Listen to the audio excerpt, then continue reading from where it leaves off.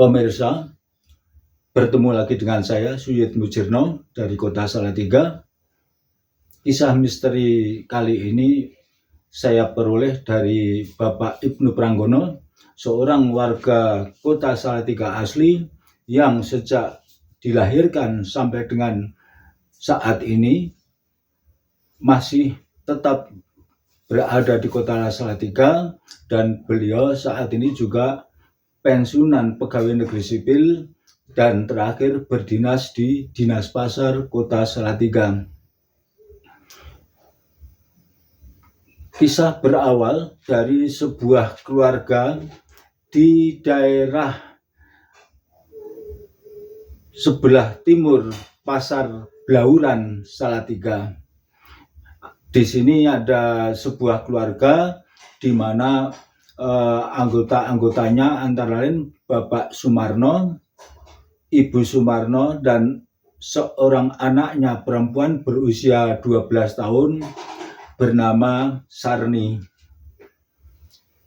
Suatu sore saat adzan maghrib telah lewat, ini Sarni kedatangan 3 anak laki-laki sejajar dengan Sarni dan mengaku katanya teman sekolah Sarni. Kemudian oleh ibunya Sarni dipanggil supaya menemui teman-temannya.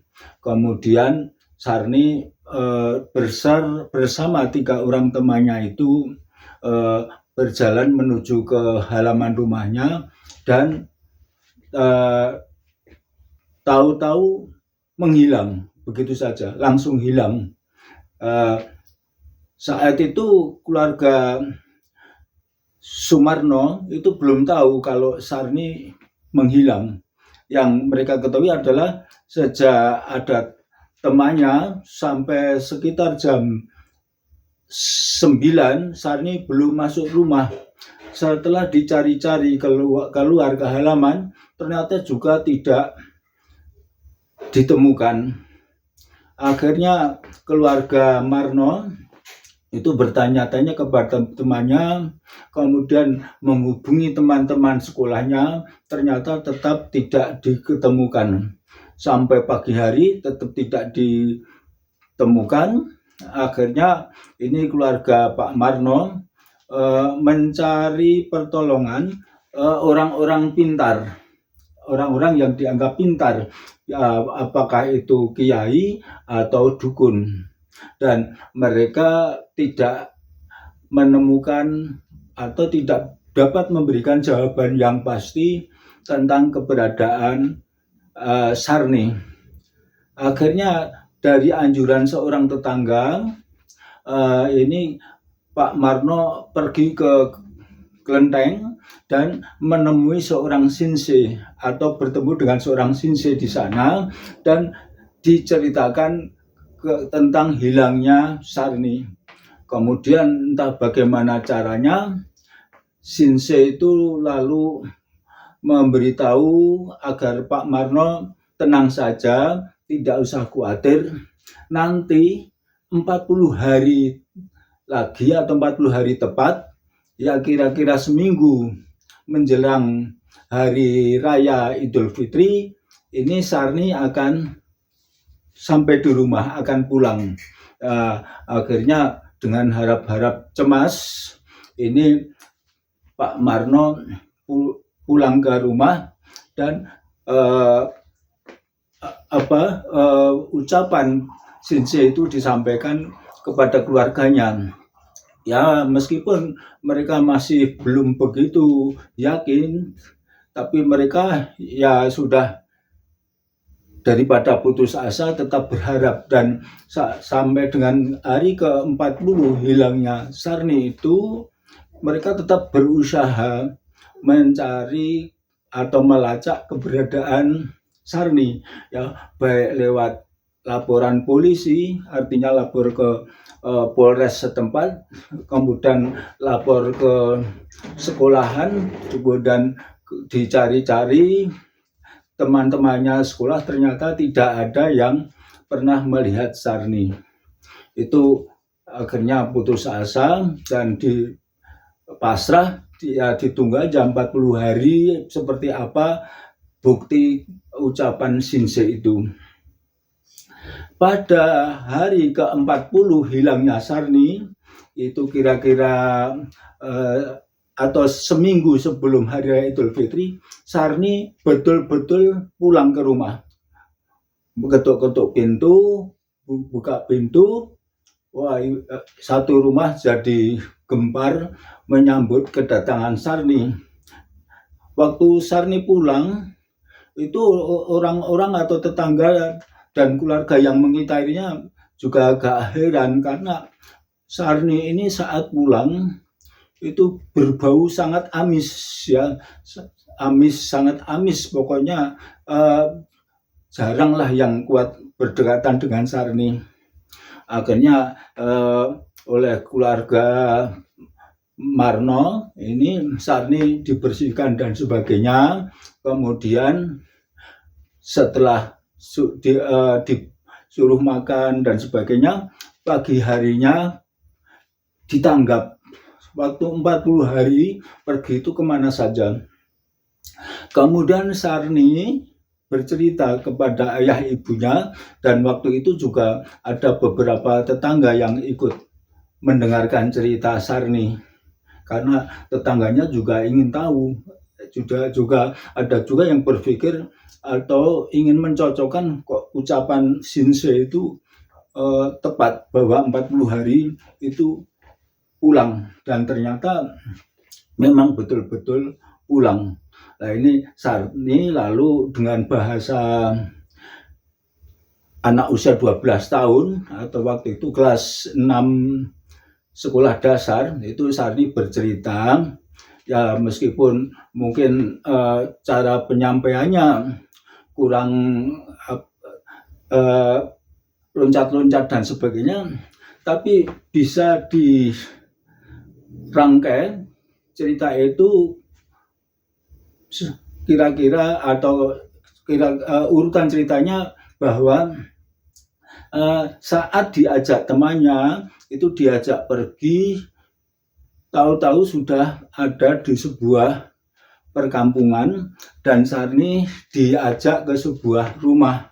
Ya, rumah itu Sarni juga tidak tahu nama tuan rumahnya siapa, tapi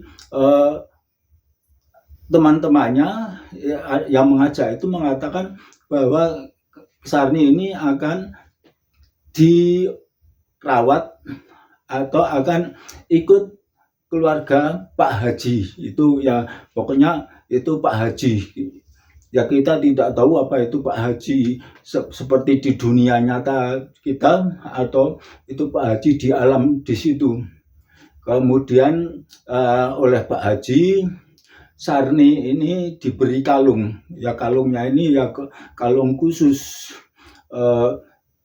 sehingga mungkin Sarni supaya kerasan atau bagaimana, pokoknya Sarni tidak boleh melepas kalung itu. Kemudian Sarni pagi harinya sudah diberi makan, diberi pakaian dan sebagainya, lalu mulai disuruh bekerja.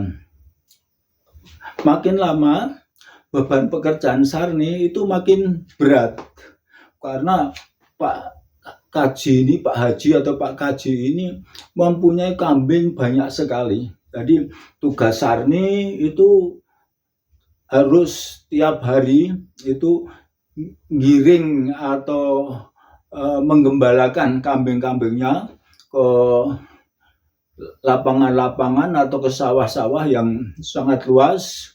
Kemudian juga harus mencarikan rumput, mensabit rumput untuk dibawa ke kandangnya, kemudian memberi makan kambingnya kalau tidak digiring keluar. Kemudian sore hari itu harus menggiring kembali kambingnya. Ya, Sarni tidak menghitung berapa jumlahnya. Pokoknya dalam cerita Sarni hanya mengatakan kambing Pak Kaji banyak sekali. Akhirnya tiap hari begitu Sarni tidak kuat. Perlu disampaikan bahwa saat berada di sana itu hampir setiap hari Sarni diberi makan itu dengan sayur kol dan minumnya selalu minuman dawet, ya, wedang dawet, minuman dawet tiap hari begitu ya. Jadi ya mungkin dawetnya mungkin enak atau bagaimana tidak ditanyakan oleh yang saat itu berada mendengarkan cerita Sarni. Ya lama-lama karena kerjanya sangat berat, ini Sarni tidak kuat, lalu merengek-rengek minta pulang ke Pak Kaji.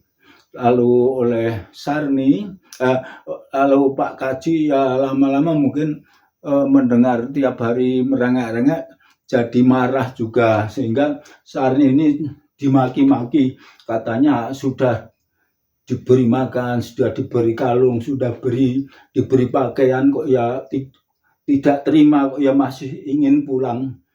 Akhirnya Sarni ini lalu diantar tetangganya. Itu Pak Kaji minta tolong salah seorang tetangganya untuk mengantarkan Sarni pulang. Nah, saat Sarni pulang itu tahu-tahu sudah begitu keluar dari rumah Pak Kaji itu di mungkin batas halaman atau apa, tahu-tahu Sarni ini sudah berada di tengah hutan. Hutan itu berada di Kedung Jati, hutan di Kedung Jati, wilayah Purwodadi Grobogan. Wah, ini Sarni kan bingung ya, tidak kenal siapa-siapa dan sebagainya. Kemudian oleh yang ngantar yang dititipi Pak Kaji itu melihat seorang polisi. Kemudian Sarni diajak menemui Pak Polisi itu. Kepada Pak Polisi itu tetangganya itu menitipkan agar Sarni minta tolong diantarkan ke rumahnya. Kemudian Sarni ditanya oleh Pak Polisinya, rumahnya mana? Dijawab Sarni, rumahnya Salatiga, putranya Pak Marno, rumahnya di sebelah timur Pasar Blauran Salatiga. Akhirnya terus diajak Pak Polisi itu menemui seorang bakul atau orang yang jualan mangga dalam jumlah sangat banyak. Ya itu mangganya dipikul semua, mangga 2 pikul digotong semua oleh Pak Polisi tadi. Sarni diserahkan. Terus itu penjual mangganya mengatakan, ya Pak, nanti saya antar ke rumah kalau mangga saya sudah laku.